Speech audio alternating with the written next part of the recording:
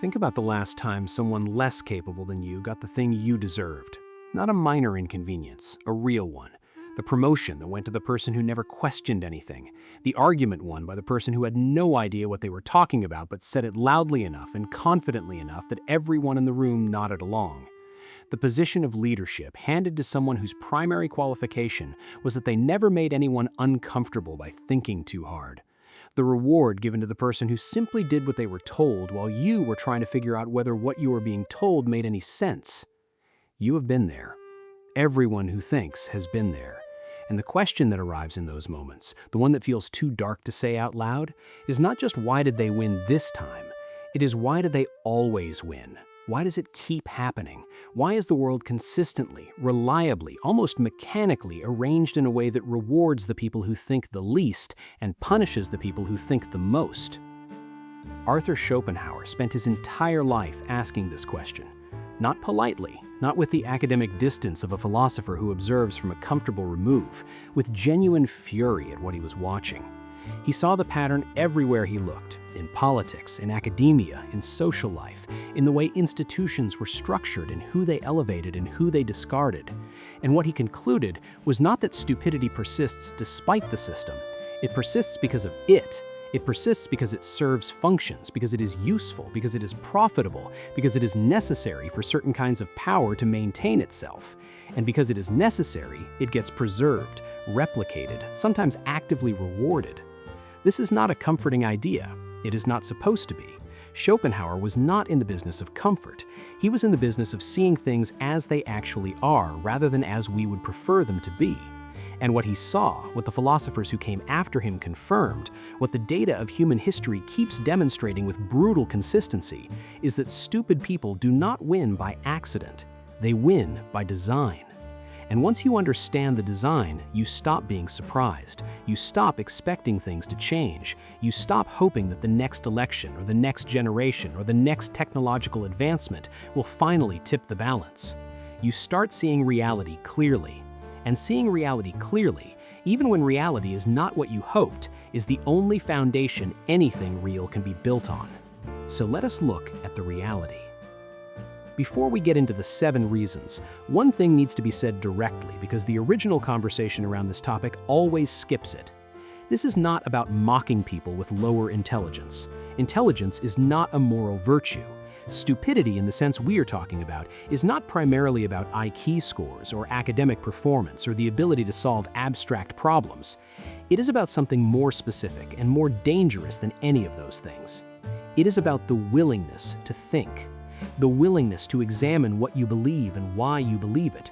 The willingness to sit with uncomfortable uncertainty rather than reaching for a comfortable certainty that doesn't deserve your confidence. The willingness to question the people and systems telling you what to think. The willingness to be wrong rather than confidently incorrect. This willingness is rare, far rarer than raw intelligence. There are people with extraordinary cognitive capacity who never examine anything, who absorb the beliefs of their environment and defend them with sophisticated arguments without ever questioning whether the beliefs themselves are worth defending. And there are people with ordinary cognitive capacity who think clearly and honestly about what they encounter and arrive at conclusions that are genuinely their own. When Schopenhauer talked about stupidity, he was talking about the absence of the willingness to think. The default state, the path of least resistance, the mode of existence that most people occupy most of the time, because the alternative is genuinely difficult, and because the world is not designed to make the alternative attractive. With that said, here are the 7 reasons stupid people always win. Reason 1. Thinking is expensive and evolution is cheap. Your brain is the most energy-hungry organ in your body. It accounts for roughly 2% of your body weight and consumes roughly 20% of your body's total energy supply. And the expensive part, the part that burns the most calories, is not the basic maintenance. It is the higher cognitive functions, the abstract reasoning, the critical thinking, the weighing of evidence, the holding of multiple contradictory possibilities in mind simultaneously while you work out which one is most likely to be true. That kind of thinking is metabolically costly in a way that simply absorbing and repeating what you've been told is not. Schopenhauer understood this intuitively before neuroscience had the tools to measure it. He observed that most people avoid genuine thinking whenever it is possible to avoid it, because thinking is work, real work, not the comfortable simulation of thinking that involves assembling preformed opinions into a confident position. The actual process of examining a belief, following it to its implications, testing those implications against reality, revising the belief when the implications do not hold, that process is hard and it is costly, and the brain, which evolved to survive rather than to be accurate, defaults away from it whenever possible. Think about what this means in evolutionary terms. For most of human prehistory, the question was not who has the most accurate model of reality. The question was who survives long enough to reproduce. And the person who survives is not necessarily the person who thinks most clearly. It is the person who acts most efficiently. The person who does what the group does, who follows the established patterns, who does not waste calories on abstract inquiry when there are calories to find and predators to avoid and social bonds to maintain. The deep thinker, the person who stops to question whether the hunting strategy everyone else is using actually makes sense, burns more energy and takes more time and risks more social friction than the person who just does what everyone else does. Over millions of evolutionary pressure, that difference accumulates. We are the descendants of the efficient followers, not primarily of the careful questioners. Socrates understood this 2,500 years ago. He spent his life in Athens walking up to people who claimed to know things and asking them to explain what they meant. And what he found, consistently without exception, was that almost nobody's knowledge survived the examination. Not because the people of Athens were unusually ignorant, because this is the human condition. Most of what most people believe they know is absorbed cultural narrative, transmitted certainty, the appearance of understanding without the substance of it. A craftsman who was good at making shoes had concluded from this that he understood virtue. A politician who had won elections had concluded from this that he understood justice.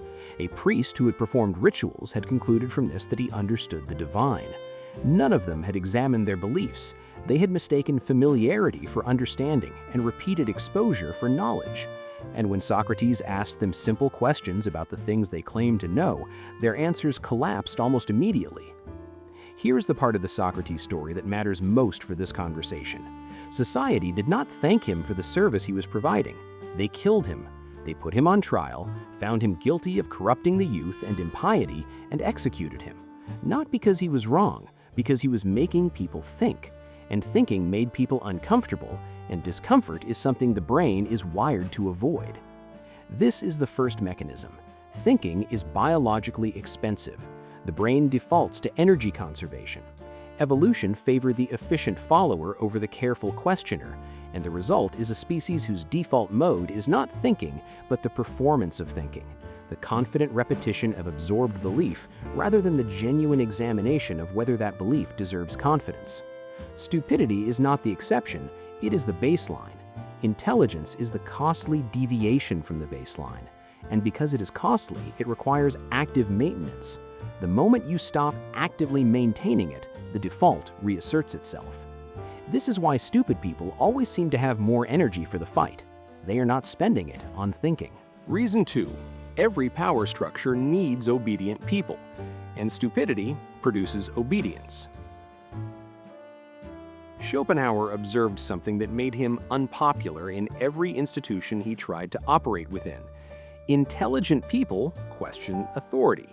They see inconsistencies. They notice when rules do not make sense.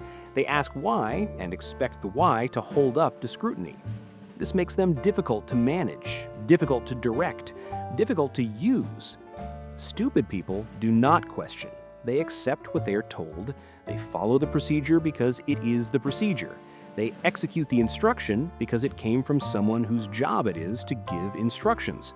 They do not waste time and energy examining whether the instruction is correct, or whether the procedure actually achieves what it is supposed to achieve, or whether the authority giving the direction actually knows what it is doing. This makes them, from the perspective of any system that needs compliance, extraordinarily valuable. Hannah Arendt spent years thinking about this after World War II. She attended the trial of Adolf Eichmann, one of the primary architects of the Holocaust, and she expected to confront genuine evil, a person who had looked at what he was doing and chosen it, a monster, What she found instead was something that disturbed her far more deeply than a monster would have. She found an ordinary man, a bureaucrat, someone who had processed paperwork, managed logistics, followed procedures, executed instructions. Someone who had never once, as far as she could determine, stopped to ask whether what he was doing was right at all. Not because he lacked the capacity to ask, because asking was not part of the job. The job was to do what he was told efficiently and effectively, and he had been very good at his job. She called it the banality of evil, the observation that the greatest crimes in human history are not primarily the products of people who examined the situation and chose evil. They are the products of people who stopped examining anything, who surrendered the habit of moral inquiry along with every other form of inquiry, who became, in the most fundamental sense, thoughtless. And thoughtlessness is, in practice, indistinguishable from stupidity. Arendt's insight was devastating in its implications. You do not need malicious people to commit atrocities, you need obedient ones. And obedience is most reliably produced not by convincing people that what they are being asked to do is right, but by producing people who have stopped asking whether what they are doing is right at all. This is why every power structure in history has had a complicated relationship with education. Not because education produces people who might be disloyal, because education produces people who might think. And thinking people ask questions. And questions are the one thing a system built on unexamined compliance cannot afford. Think about how institutions actually work. The modern corporation, the government department, the military, the religious institution. Every single one of them has mechanisms for rewarding compliance and punishing deviation. The person who executes without questioning gets promoted. The person who questions whether the execution is worth doing gets labeled difficult, a troublemaker, someone who is not a team player. Over time, this creates a selection effect. The thinking people either learn to suppress their thinking while inside the institution, or they get filtered out of it. The non-thinking people rise, not because they are better at the actual purpose of the institution, but because they are better at the thing institutions actually select for, which is reliable compliance. And as the thinking people get filtered out and the compliant people rise, the institution becomes progressively less capable of examining itself, less capable of the kind of honest self-assessment that would allow it to correct its failures before those failures become catastrophic. This is not a story about corrupt systems. It is a story about what all systems do when left to their own selection pressures. They select for the people who make them easiest to run. And the people who make systems easiest to run are the people who never question them. Reason 3. Groups punish thinking and reward conformity. Schopenhauer made an observation that explains most of social life in a single sentence. We forfeit 3/4 of ourselves in order to be like other people. The price of social belonging is the suppression of individual thought, because individual thought produces disagreement. Disagreement creates friction. Friction threatens the cohesion of the group. And groups, which evolved as survival mechanisms, treat threats to their cohesion the way organisms treat threats to their existence. They react against them. Nietzsche expanded this into one of his most important concepts, the herd mentality. He observed that most people do not think, they graze. Like animals moving through a field, they follow whoever is in front, move where the group moves, believe what the group believes. And the group rewards this behavior, because conformity produces predictability.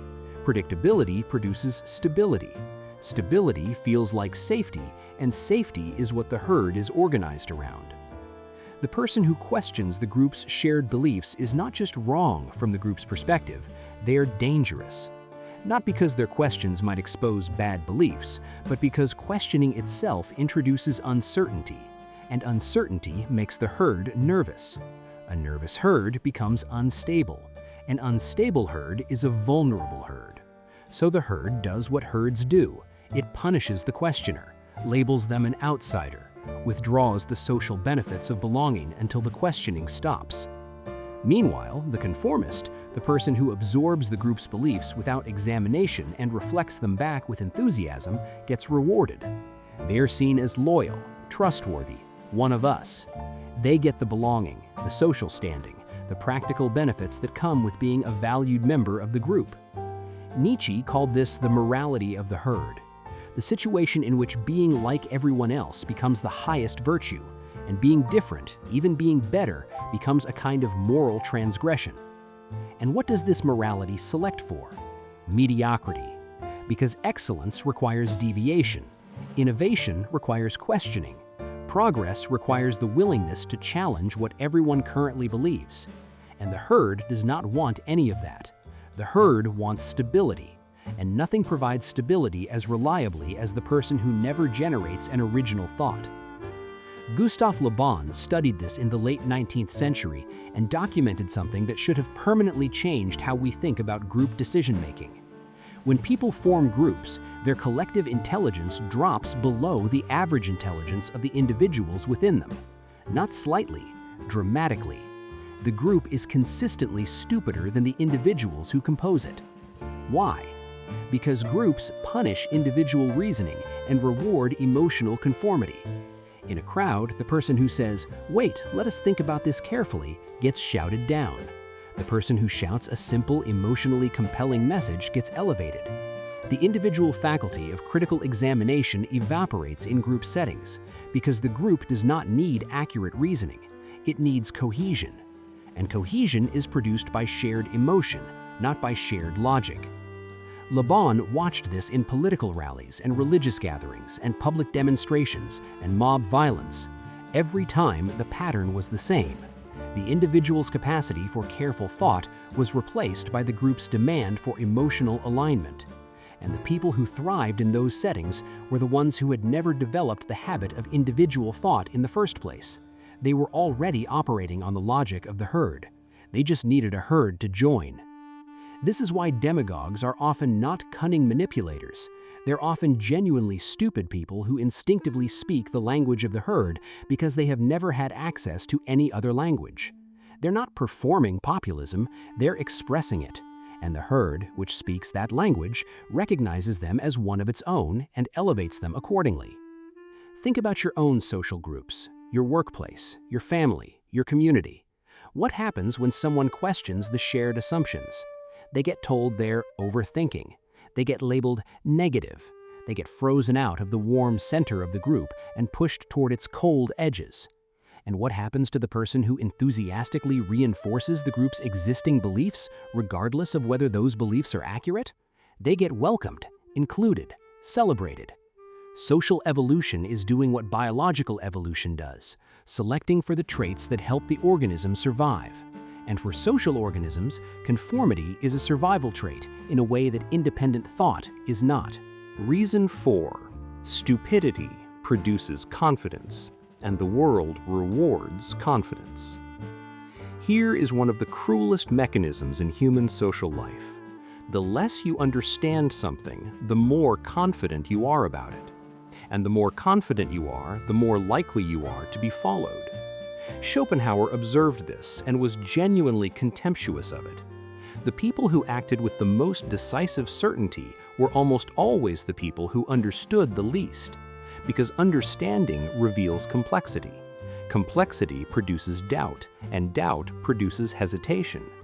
But stupidity sees no complexity. It sees a simple picture that confirms what it already believed, and a simple picture produces unshakable certainty. And unshakable certainty looks, from the outside, like strength. Socrates described this as the confidence illusion. He noticed that the people who were most certain about their knowledge were consistently the people who knew the least. The craftsman who had mastered one narrow skill had concluded from this that he understood everything relevant to human life. The politician who had learned how to win elections had concluded from this that he understood governance. The priest who had memorized the rituals had concluded from this that he understood the divine. Their confidence was not the product of deep understanding, it was the product of shallow understanding that had not yet encountered the evidence of its own shallowness. And because they were confident, people followed them. Socrates, meanwhile, admitted that he knew nothing, not as a performance of false modesty, but as a genuine description of his epistemic state after examining what he thought he knew and finding it less certain than he had assumed. And this admission made him seem, to the most of the people he encountered, indecisive and weak. Why would you follow someone who does not know anything when there are people right there who are absolutely certain they know everything? The Dunning-Krueger effect, documented in 1999 but operating for the entirety of human history, formalizes this observation. People with limited knowledge in a domain consistently overestimate their competence because they lack the competence to recognize their own incompetence. And people with genuine expertise consistently underestimate their competence because expertise reveals how much remains unknown. The result is a predictable and deeply unfair social dynamic. The genuinely competent person, aware of the complexity and uncertainty of what they are dealing with, tends to present their conclusions with appropriate qualification and uncertainty.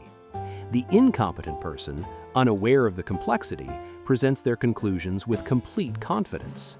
And the audience, which cannot easily evaluate the quality of the thinking, uses confidence as a proxy for competence. They follow the confident person, every time. Not because they are foolish, because confidence is a visible signal, and competence is an invisible one. And humans, who evolved to make quick social judgments under conditions of incomplete information, defaulted to the visible signal. This is why the wrong people keep ending up in leadership positions, not despite their limitations, but partly because of them. The limitation that prevents them from seeing the complexity of the situation prevents them from experiencing the doubt that the complexity would otherwise produce. And the absence of doubt produces the confidence that gets them selected.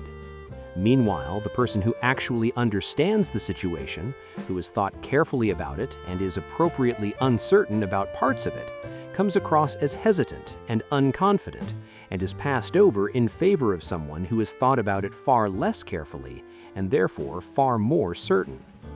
The world does not primarily reward accuracy, it rewards the performance of certainty. And stupidity is the most authentic possible performance of certainty, because the stupid person does not know they are performing. They are genuinely certain.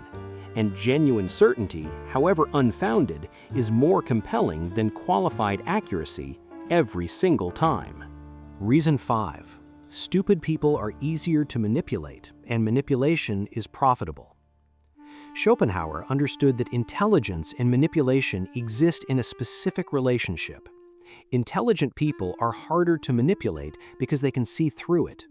They recognize propaganda when they encounter it. They notice when an emotional appeal is being used as a substitute for evidence. They identify logical fallacies. They ask for sources. They want to understand the mechanism behind the claim rather than just accepting the claim.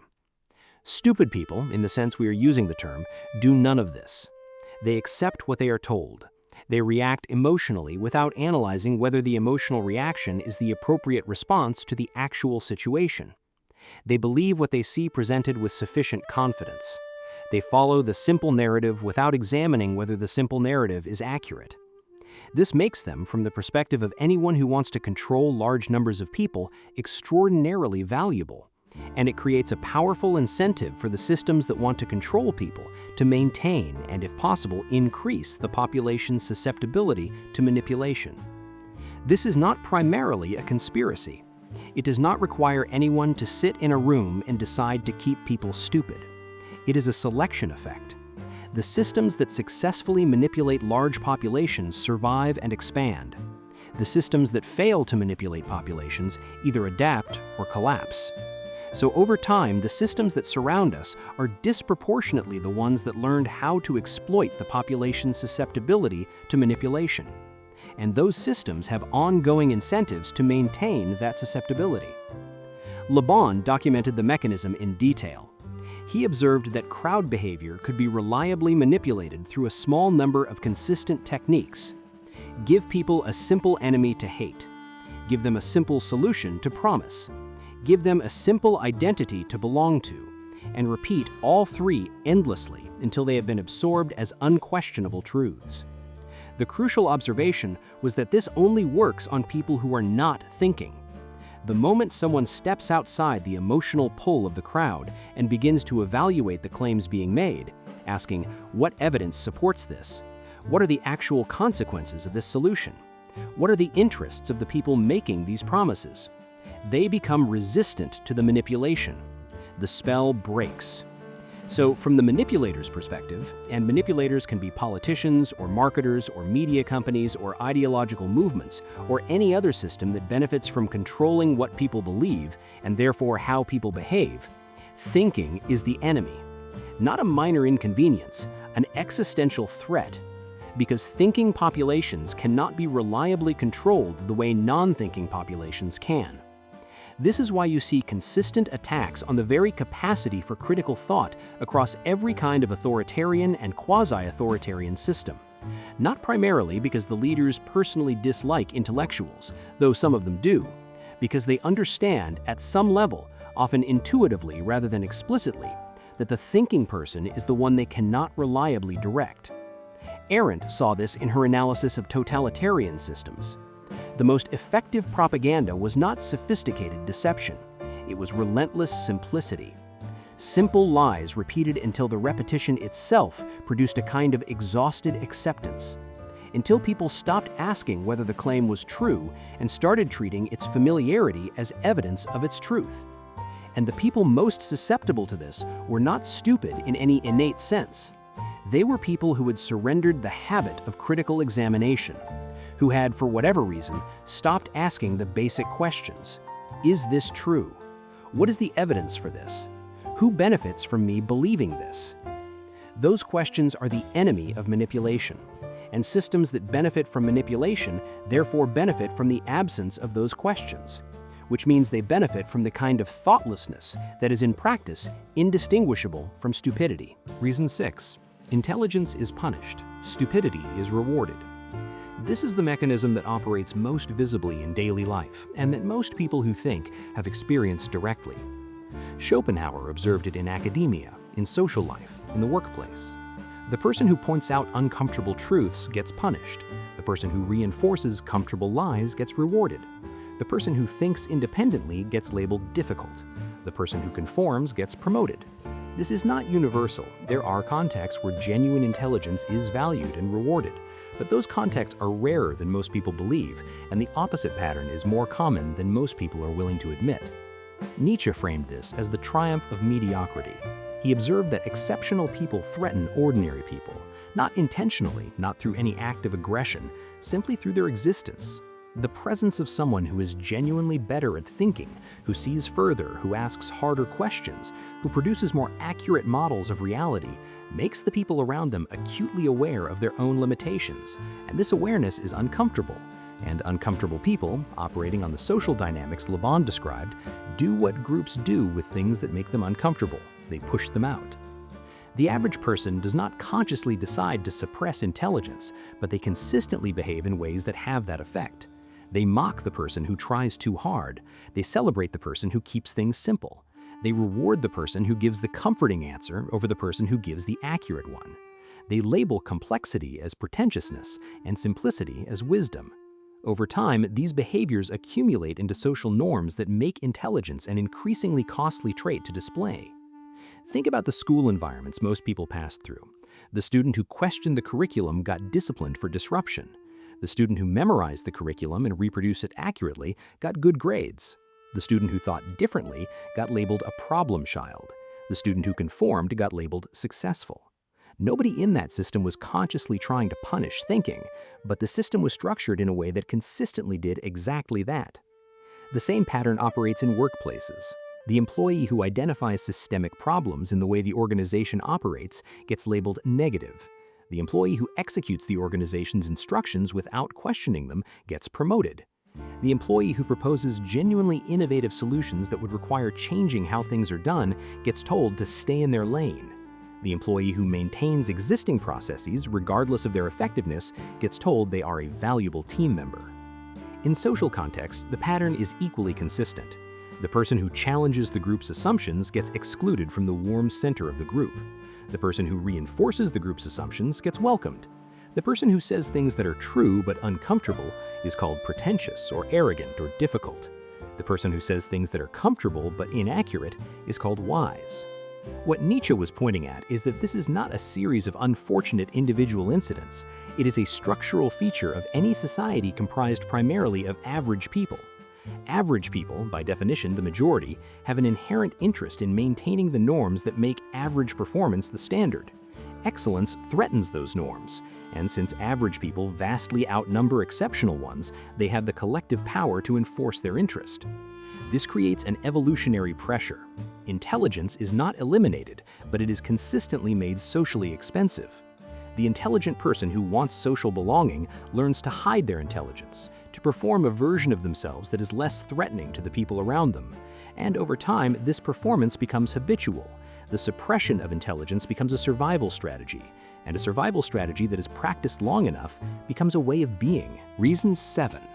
Stupid people reproduce faster, and stupidity reproduces itself. This is the most controversial reason, and the one that gets the most resistance, not because it is wrong, because it is uncomfortable. Schopenhauer observed that intelligent people tend to overthink reproduction. They consider the financial cost. They think about the kind of world they would be bringing a child into. They worry about whether they have the emotional resources to do it well. They weigh the impact on their career and their freedom and their existing relationships. They hold off until the conditions seem right, and the conditions very rarely seem completely right. So intelligent people tend to have fewer children, later. People who do not engage in this kind of extended analysis tend to reproduce more impulsively, earlier, and in greater numbers. If there is any heritable component to the tendency to think carefully, and the evidence suggests there is some, then the differential reproduction rate creates a slow generational pressure toward a population in which careful thinking is less common. But the more important mechanism is cultural rather than genetic. Children learn how to think from the environments they grow up in. If an environment values questioning, examination, independent thought, children who grow up in that environment develop those capacities. If an environment does not value those things, if it values obedience and conformity and the unreflective reproduction of received wisdom, children who grow up in that environment do not develop them.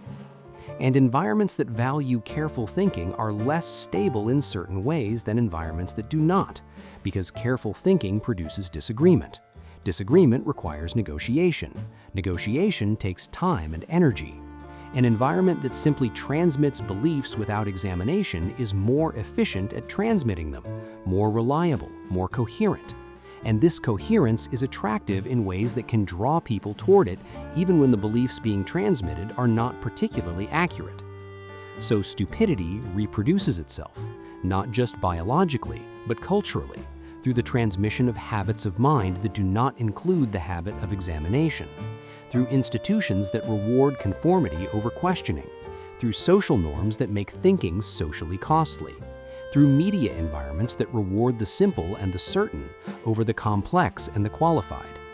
And this reproduction is not random, it is consistent, it is directional. It produces more stupidity over time in the specific sense we are using the term. Not necessarily lower IQ scores, but lower rates of genuine critical examination. A population that is progressively more susceptible to manipulation, more hostile to complexity, more resistant to the kind of honest uncertainty that genuine thinking produces. Nietzsche saw this coming. He predicted the triumph of the herd. He was right, not because he had special predictive powers, because the mechanisms were visible and the direction they pointed was clear. So here's what Schopenhauer understood, and what this video has been building toward. Stupid people always win, not because the world is randomly unfair, because the world is specifically structured to produce that outcome. Every mechanism described in this video is working right now, in your workplace, in your social group, in your political system, in your media environment, in the institutions that shape how people think and what they believe and who they follow. Thinking is expensive, and evolution selected for efficiency. Power structures need compliance and select against questioning. Groups punish deviation and reward conformity. The world rewards confidence, and stupidity produces confidence. Manipulation is profitable, and stupidity makes manipulation easy. Intelligence is socially costly, and stupidity is socially rewarded. Stupidity reproduces itself faster and more reliably than careful thought. These are not temporary problems waiting for the right policy intervention. They are structural features of human social life that have been operating for as long as human beings have been organizing themselves into groups and hierarchies and institutions. Socrates saw it in Athens and tried to fight it. They killed him for it. Nietzsche saw it in modernity and predicted where it was going. He was largely ignored. Le Bon documented it in crowds and explained the mechanism precisely. His warnings were not heeded. Arendt showed how thoughtlessness enabled the worst atrocities in modern history. We still do not teach her insights widely. And Schopenhauer saw it in human nature itself, in the deep structure of how people think and why they mostly do not. He understood that stupidity is not a bug in the system, it is a feature. Not a feature anyone designed consciously, a feature that emerged through the same process that produces every feature of evolved systems, because it serves functions, because it is useful to the systems that surround and shape human behavior, because those systems select for it, and selection, over time, produces more of what is selected for. This is not an argument for despair. Schopenhauer was not making an argument for despair. He was making an argument for clarity, for seeing the situation as it actually is rather than as you would prefer it to be, for stopping the cycle of surprise and disappointment that comes from expecting systems to behave in ways that contradict their structure. The stupid will keep winning, not always, not in every individual case, but consistently and reliably as a pattern. They will keep rising in organizations that select for compliance. They will keep dominating groups that reward conformity. They will keep winning in political systems that respond to the performance of certainty. They will keep being elevated by media environments that reward simplicity. They will keep reproducing in higher numbers and transmitting their habits of mind to the next generation. This is the reality. And the only useful response to reality, the only response that leads anywhere worth going, is to see it clearly, to stop expecting the pattern to change on its own, to stop being surprised when it does not, to understand exactly what you are dealing with, and to decide on the basis of that understanding what you are actually going to do. Not how to fix the world, that is probably not in your power, but how to navigate it. How to protect the capacity for thought in an environment that consistently penalizes it. How to find and build relationships with the rare people who are still genuinely trying to think rather than performing the performance of thinking. How to operate within systems that select for compliance without surrendering the parts of yourself that make you something more than a compliant element of those systems. None of that is comfortable, none of it is easy. It is probably the hardest thing you can do in a world specifically structured to make it costly. But it is the only thing worth doing. Because the alternative, becoming what the system selects for, succeeding on the system's terms by becoming the kind of person the system wants, is not winning. It is the most complete form of losing available. It is losing while being told you won. The stupid always win. The only question is whether you are going to be one of them. There is a place where this conversation continues without the pressure to keep it comfortable, where these ideas get challenged in real time, where the harder questions get asked and followed wherever they lead, where nothing is softened for an audience that wasn't asked whether it wanted protecting.